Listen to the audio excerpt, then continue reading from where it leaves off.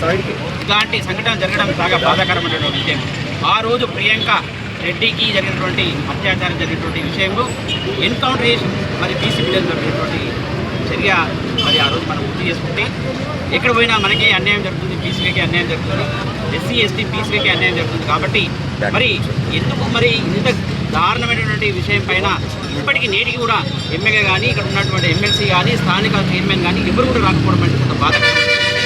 ఇక్కడైనా స్పందించి తప్పకుండా మొన్న నేను సిఐ గారితో మాట్లాడడం జరిగింది. చాలా అసలు నిర్లక్ష్య ధోరణితో వారు సమాధానం ఇవ్వడం జరిగింది, అన్ని సోషల్ మీడియా కూడా జరిగింది. కానీ మరి ఎస్పీ గారు కానీ డిఎస్పీ గారు కానీ డిఎస్పీ విషయం మన అందరూ తెలిసింది. ఆయన ఇప్పటివరకు ఈ దానిపై ఎటువంటి చర్య తీసుకోకపోవడం చాలా బాధాకరమైన విషయం. మధ్యాహ్నం వరకు 4 గంటల వరకు మీరు ఒక సరైన నిర్ణయం తీసుకుంటేనే సరే 8 మంది ఎవరైతే నిందితులు ఉండరో ఎంబడి వారిని మరి అరెస్ట్ చేయాలి, వారి పైన హత్య కేసు పెట్టాలి. ఎవరైతే సర్పంచ్ ఉన్నాడో మరి సర్పంచ్ని ఎంబడెత్తానని సర్పంచ్ పదవి నుండి తొలగించే దిశగా మరి కలెక్టర్ గారు చర్యలు తీసుకోవాలని చెప్పి సందర్భంగా వేసుకుంటున్నాం.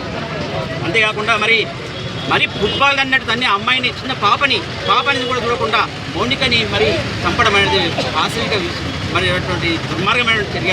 ఈ చర్యకు మరి ఖండిస్తూ తెలంగాణ రజక రెసిడెన్స్ సమితి రాష్ట్ర వ్యాప్తంగా సాయంత్రం వరకు ఒకవేళ డిఎస్పీ కానీ ఎస్పీ కానీ స్పందించకుంటే తప్పకుండా రాష్ట్ర వ్యాప్తంగా మొత్తం 33 జిల్లాలు బంద్ నిరసిస్తామని చెప్పి బంద్ కార్యక్రమం ఏర్పాటు చేస్తామని చెప్పి తెలంగాణ రజక రెసిడెన్స్ సమితి ఆధ్వర్యంలో మేము మరి చేపడతామని చెప్పి సందర్భంగా తెలియజేస్తున్నాం. మరి ఇంత దారుణంగా జరుగుతున్నటువంటి ఈ సంఘటనకి ఎందుకు మరి ఈ పోలీస్ శాఖ నిర్లక్ష్య ధోరణి వహిస్తుందో మరి ఒకసారి సమాధానం చెప్పాల్సినటువంటి అవసరం ఇంతైనా ఉంది.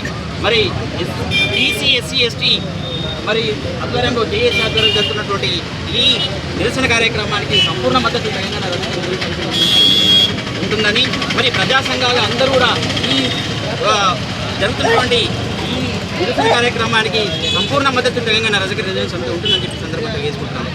ఈ అవకాశం ఇచ్చినటువంటి